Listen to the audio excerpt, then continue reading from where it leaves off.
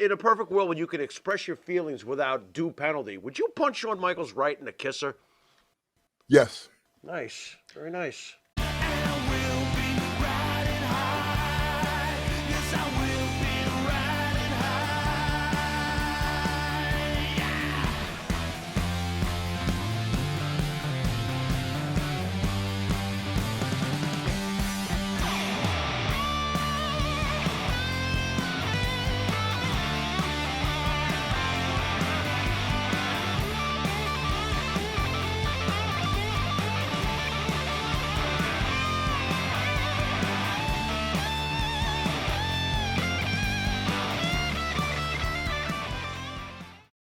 All right, welcome back to the world's #1 pro wrestling broadcast, Monte The Pharaoh. And here's our special guest, Mr. Ahmed Johnson. How are you, sir? Did you always have a problem with your weight? I mean, obviously you were built like a brick house. I get that, right? yeah. But, you know, most heavy lifters like yourself, we all fall into, I don't want to put myself in this category, I'm just saying. I got it. Big dudes who lift. That's but- fine. Weight is a problem. Have you always battled with your weight from a younger person till now? Yes, it took, time to get down as small as I was. So it was, I stopped. I stopped working out for a little while, and it just like ballooned, man, because I wasn't touching any weights. What was the heaviest you got? The heaviest I got, I would say close to 500. Holy cow. Wow. Get out. Yeah. And what are you at now? Because you look great. You do. You look fantastic. Now I'm down to like 3. 3. Wow. You look great, man. Congratulations. Keep it up, man. Thank How's you. your blocking ability? You want to play for the Jets by any chance? What do you think about Rodgers being there? Oh, I love it. Were you kidding me? He's telling me not to say the magic words of, SB, that last game of the season. I'm not allowed to say it. But I'm thinking pretty big right now. I'm pretty happy about it. Why don't you weigh in on that? What are your thoughts? How far are our New York Jets going to go? I think they might make it to the playoffs. Might? Oh, Wow, what a Yeah, glowing... they might make it. What do you mean, might? What is this might stuff? We won 7 games with a high school quarterback last year. Aaron Rodgers Wait, is you're not going to get correct. us in the playoffs? I must correct myself on that. Then they will be in the playoffs. Let's put it Thank like you. that. That's better. You see But that? that's the problem. But this wasn't just a be in a playoff move. You know what I mean? Well, I tell you what, you got to start somewhere. So let's start with winning our division and getting in the playoffs, Right. win a round, and we'll see what happens. How's that sound? All right, let's address the elephant in the room. Why are you wearing a Red Sox jersey right now? What's up with that? Well, a fan sent it to me. Okay. And like I told you before, I don't even know anybody on the Red Sox. But a fan sent it to me, and it was a great gift, man. So I wore it. They sent me the hat, a big collector's book, and everything. Okay. Nice. Is it comfy? The jersey's comfy? Yeah, We're very gonna- comfy. We're going to have to send you some New York stuff, man. I can't have Yeah, you this is going wrong. on people's Cool. shows wearing the Red Sox. You know what I mean? Yeah, we got to. So last Cool. time we saw you, we were like COVID era and stuff. Did you avoid getting COVID at all? Yes, sir, I did. Nice. I avoided it. How? I don't know, but I did. And I saw Well, that I you know were up in how it got there. you were up in New Bunch of York prayers and recently. blessings, man. All right, good. That's the way it should be. You were up in New York recently. How did that go? All the signings. How is it seeing all the fans? How is the fans' reception towards you? Oh, brother, it was great, man. I mean, New York has some of the best fans out there, and they are wrestling fanatics. So yeah, I did great down there, man. It was something to see. How's it make you feel after all these years? You got all these people showing up to see you. You must feel pretty good about your career in hindsight. Yeah, I just turned 60, man, so I feel pretty good about it. He turned 60. He Wow. looks fantastic. You look great. What the hell is your Unbelievable. Thank you. secret?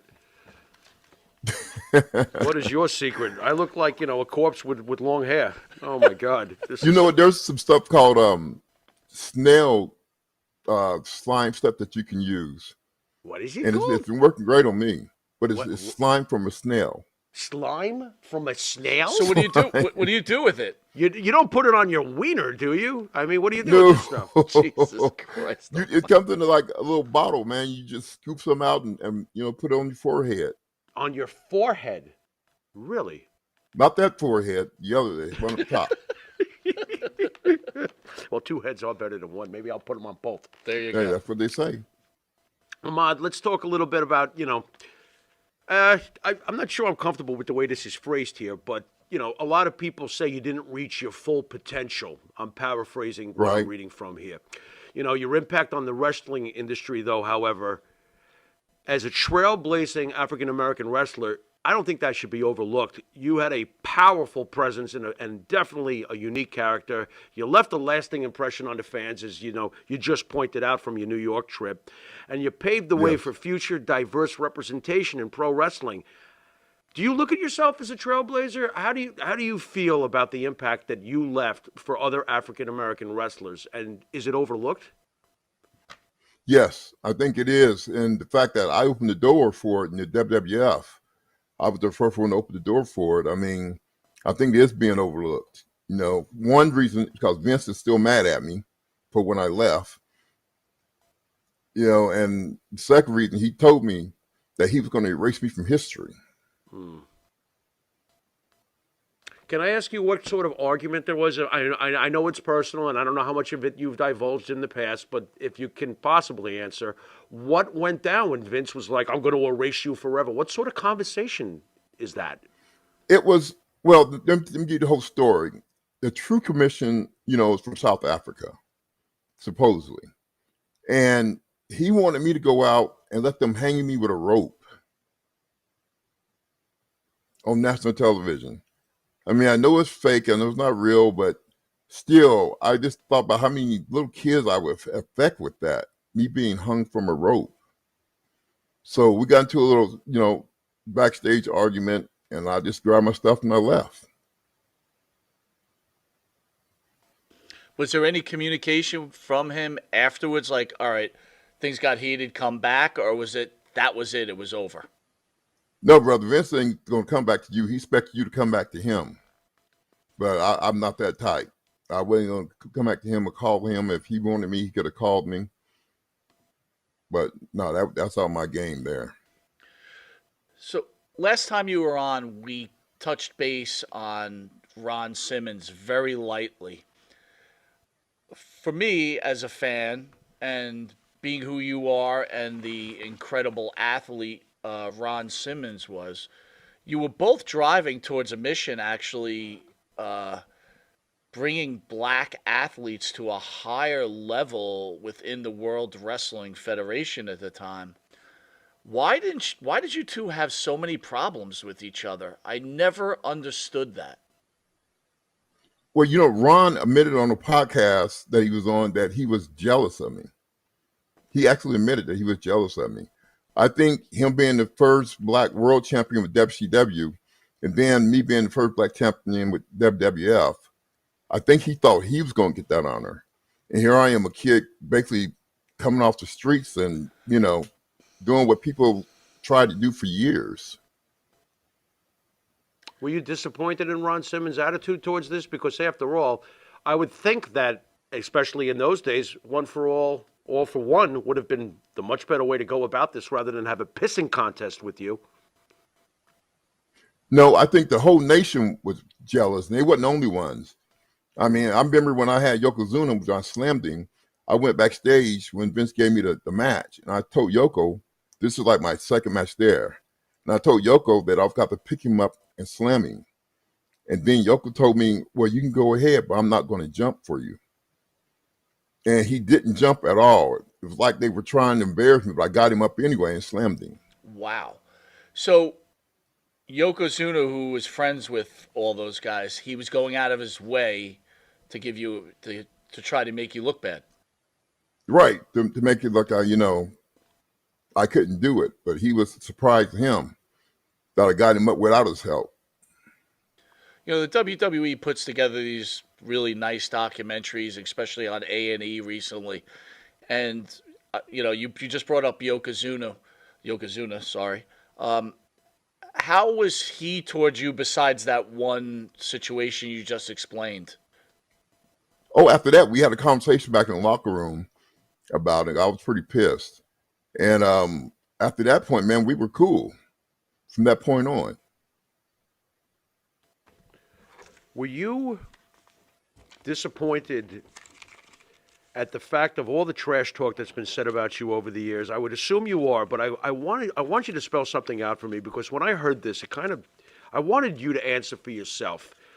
I've heard it said that you did not love this business or respect this business, and you just weren't into anything about wrestling. You were just cashing a check. Can you clear that up for the fans? What does Ahmad Johnson feel about the wrestling business, especially in those days when you were doing it? You know, the main drive I had was the fans. I mean, if it wasn't for the fans, there would have been no Ahmed Johnson, because the way they got behind me and gave me energy and, on a reel, and that intensity, that just came out. That's just me. And they've been trying to duplicate that for years and haven't done it yet. But that intensity was something, man, that came from the fans that helped drive me. You teamed with Shawn Michaels, won the tag team championship. That's when Shawn was probably at his worst, right? That was the old Shawn Michaels, right? It's quite the combo too. I'm trying to picture you two backstage, like, "Hey, great match, pal." How how was your relationship with Shawn Michaels? Fake. I mean, he was, when he's in front of your face, he's one way, but behind your back, he's a totally different way. And that's about the time they started smelling themselves. And he really thought he was Captain Yao. So, Dark Side of the Ring just had its first episode with Chris Candido and Sonny. And the reason I'm bringing it up is we're just discussing Shawn Michaels. You were around at that time. Yes. What was it like? Was it uncomfortable with all the scenarios that all the fans heard about Sonny, with all the wrestlers? And how did you feel about Chris Candido? And did that upset you when you saw Sonny having sex with Shawn behind Candido's back and whatever else? Right. It didn't upset me because I didn't know Chris that well. But it made me, I feel sad for him, man, because he knew what was going on. Don't let anybody tell you he didn't. He knew what was going on, but he didn't want to mess his position up with the company. Although they didn't use him right, I don't think. They used him as jobbers, and Christian Candido had ability, big time ability. But it just made me sad, man, to see a man that low. You know what I'm saying? What did that make you feel towards Shawn Michaels or maybe some of the other wrestlers, right? Because we've asked this question to other guys that have been in the studio, and they've had all different thoughts. I'll use Scott Hall, for example. Scott Hall said, "I don't get involved in anyone's problems," and it was basically Candido's issue, and he could care less, and if Shawn wanted to get his, he could get his. What are your thoughts on that type of comment? Well, I agree with Scott, but the fact that it's something that you couldn't look away from. It's like a train wreck. You can't look away from it. I mean, he was doing what he did to Chris, and they didn't even try to hide it most times. Like, I remember one time I was walking down in the back, going to the curtain, and Sonny's coming one way, and Sean slaps her on her butt with Chris standing right there. So that was just sad, man. Did Sonny ever proposition you with your time in the WWE? No, I think she got the message that time on the interview when she was rubbing oil on my chest. I don't know if you remember that. Yeah, I do. I told yes. her my mom always, and I told her my mom always told me to take trash out, never bring it in. She didn't like me after that. She didn't like it, huh? Unbelievable. No, she didn't like that at all. Hey, if you had it your way, would in a perfect world when you could express your feelings without due penalty, would you punch Shawn Michaels right in the kisser? Yes. Nice, very nice. And your feelings on Shawn Michaels now changing his life, do you think that's fake? It's hard to believe. I mean, he was such a diva, it's hard to believe that he's changed totally. But if he is, more power to him. Hmm. If he's not, then he's fooling the world all over again. Thoughts on Sunny as a human being from what you know of her? Obviously, she's in jail, hopefully for life, but Ahmad Johnson's thoughts on Sunny. Well, it goes back to that interview once again. I mean, trash, you take it out, brother. You don't bring it in. And unfortunately, Crick and Dito brought it in. Instead of breaking it off with her, let her do what she want to do. I believe she was a bad person all the way around, man. She wasn't a good girl all the way around. Did you feel lonely too, like a man on his own island? Again, we're just fans. You lived it.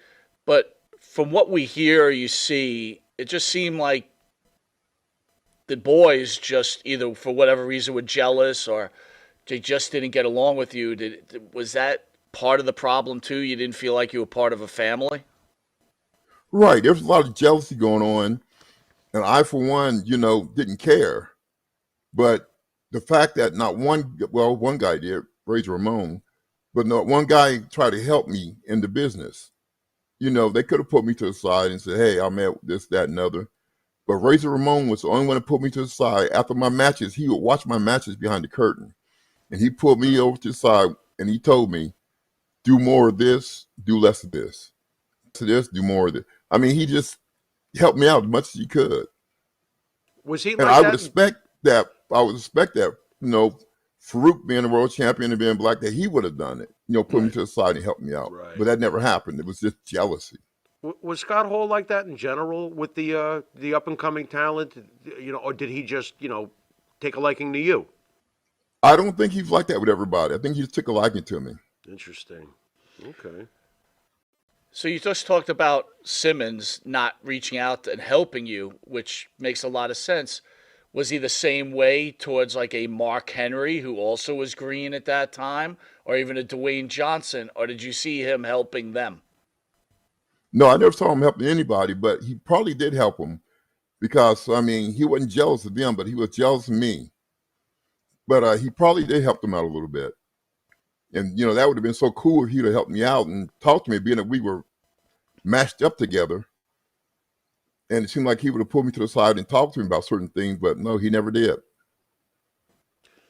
It's really interesting. Let's switch gears a little bit. I wanted to get your thoughts on the night that Owen Hart passed away. I know that you were. I don't think you were with the company at that point when he did, but your thoughts on the night that Owen Hart obviously met his untimely demise. Man, that broke my heart, man. Because you talking about one funny dude, one good guy back in the locker rooms, that broke my heart to see, Owen go out like that. And especially because I heard the rumors that he was telling Vince that he didn't want to do it, that he didn't want to come down off the top of the ceiling like that. But, they got the ways of making you do what you got to do. You think Owen Hart's wife, Martha, is doing Owen Hart's legacy a little bit of a disservice, not working with the WWE? She does stuff with AEW. She obviously hates the WWE. Is it a disservice, though, to Owen Hart himself? Well, I think if she got with WWE, it would help her out a lot more with her situation and as far as her charity goes. But I can't blame her for hating them. Do you hate Vince McMahon? No, I don't hate him. I don't hate him at all. Is Vince McMahon a good person? I wouldn't say that either. I wouldn't say he's a good person. But I don't hate him at all, man, because he opened the door and let me in, So and I appreciate that. Do you think that in the end that a lot of the hatred you received or a lot of the friction you got from the locker room, do you think that in the end it was because Vince McMahon himself was very supportive of pushing you and the other guys were all just a bunch of jealous? Oh, brother, you hit that right on the head. That's exactly what it was. You hit that right on the head. Have you ever thought about possibly reaching out to a lot of your detractors and trying to hey, let's have a talk about this after all these years of bashing? You ever thought about trying to clear the air with some of these people, or is it just like screw them? Well, brother, I see where you just let a dead dog lie. I don't, believe in catching, reaching out to any of them. I mean, because it was what it was, and it's in the past. Mm-hmm. But if I had one question, I would ask Ron Simmons, why didn't you, as a brother, reach up and try to help me? If you, want to criticize me so bad, why didn't you, try to help me when I was there? I know the answer. Like he said, he was jealous, and then the whole nation was jealous. Because I mean, you got to see, here this kid is coming off the streets, getting WWF. Nobody knows him, and he's being pushed hard, and he became the first black intercontinental champion, and would have became the first black world champion. And they didn't appreciate that because they have been in the business for 14 years, 10 years. And here this kid, ain't been in business for a year, and he gets this kind of push. So they were very jealous. So I don't blame them for being jealous. I probably would have been jealous too. Kevin Nash has a podcast called Click This. Seems to be a very intelligent guy. You talked about Scott Hall. He had a very close relationship with Kevin Nash, as you know. How is Yes. Kevin Nash as a human being? As a Kevin person? seemed to be really cool, man. I mean, I didn't have any problem with Kevin, and he seemed to be a pretty cool dude, man. Was anybody stupid enough to test you physically behind the scenes? No, but what the thing about it is, nobody did that while I was there. I mean, if you're going to talk to me, do it in my face, or let me know what's up. You know what I'm saying? So this was But nobody revealed did it years when I was later. there. Then. Years later, this all came out. You must have been like, "What the?" Yeah. And I'm Well, like, what the hell is all this all about? But they seen a running horse and they decided to jump on it. Half the guys don't even know me. Especially with the internet, you could just pile on. Yep. We had D'Lo Brown on last week. He's laughing already. So D'Lo made a comment about you, which Farrell brought up earlier, that he felt that you really didn't want to be in the industry. You didn't care about the industry. It was all about yourself. And he took care of things in the locker room with you. You know as well as I do, I was trying to set up a call in from the great Ahmed Johnson. Read it this way. Yes. I love this. And That's I funny. screwed up the time. I apologize. As usual, I screwed things up. But if you were to have that call in, what would you have sent to D'Lo last week? Damn. I first would have asked him, what is his definition of beating somebody up? I've never been, first of all, if I've been beat up in the locker room, you guys would have known all about it, being sure, in podcasts and you're in the business and all those little secrets and traits. It would have got out to you guys and the other podcasters so quick, or the Facebook internet so quick, if D'Lo had beat me up in the locker room. I just like to know, where did he get the thing that he beat me up at? This is what I don't understand. Is it a wrestling thing? You have these feelings about Ron. I'm not trying to speak for you, but I'm sure as a young guy in the business, you know who Ron Simmons is. Yeah. You know what he meant for the business. Yeah. You have this opportunity to work with him, and you see there's a problem. How come you guys can't talk in the locker room and say, hey, man, what's the issue here? Well, we could have talked in the locker room. I was willing to do that. But, once he gave me that kick and lacerated my kidney, and then I hear him saying, after I left, I hear him saying that he did it on purpose because he was jealous. Ooh. I mean, that really burns me up, man. Ooh. Does it hurt you personally that he said that he tried to finish you on purpose? Oh, yeah, that devastated me, man. I mean, I wasn't expecting to hear that. Especially from another black wrestler. I wasn't expecting to hear that at all, man. Did you try contacting Ron after he went public with that, like to reach out to him? Like, what the hell is this? No, because, I mean, they all got their versions of the story. If you listen to Mark Henry's story, I hurt Farouk first by breaking his ribs. No, I didn't. I got the kick first, and if you look at the street fight with me and the Road Warriors, I slammed him through a table, and yeah, I tried to hurt him.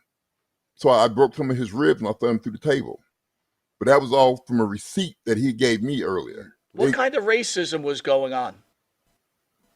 It was, it wasn't necessarily with Vince. It was with the boys, with Sean and all them.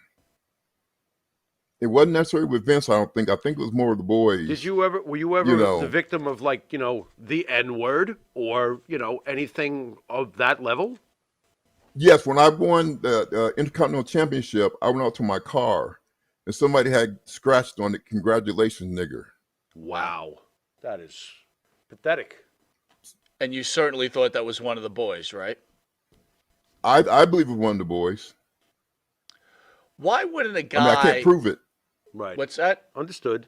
I said I can't pro- prove it, but You can't you know, prove it, but yeah. Why would a guy your size, and I think I know the answer, but I want to hear it from you, wouldn't take Shawn Michaels in the back and just slap the living out of him and put him straight? Or are you instantly fired if you do that?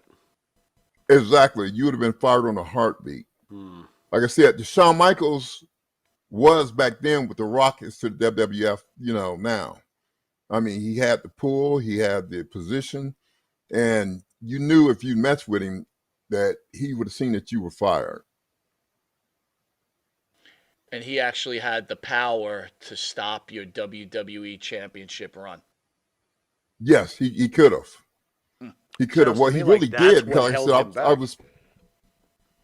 I was supposed to take him on for the championship. Right. But what I heard, he told Vince that the America wasn't ready for a black champion, so that never happened. But it was setting up for me and him to go at it. Did Vince ever tell you that he was thinking about putting the strap on you to make you world heavyweight champion? Did you ever hear that from Vince? No, he kept that pretty low key. Even when I became Intercontinental Champion, before we went out the curtain, they usually tell you who's going over. And Vince didn't tell me or Dustin who was going over, except right toward the end of the match, the referee said, "I made you going over." And that's how we found out I was going to become the first black Intercontinental Champion. And he did the same thing with the World Belt. He wouldn't have told me until it was that time. What was Goldust's reaction during the match? What? I'm just curious when you're going on the fly like that. I mean, somebody could be like, "Nah, I'm not doing that. What the f-? Yeah, he was Goldust, man. He did the job for me, and I appreciate that so much Cool. that he took the bump for me and did the job, man.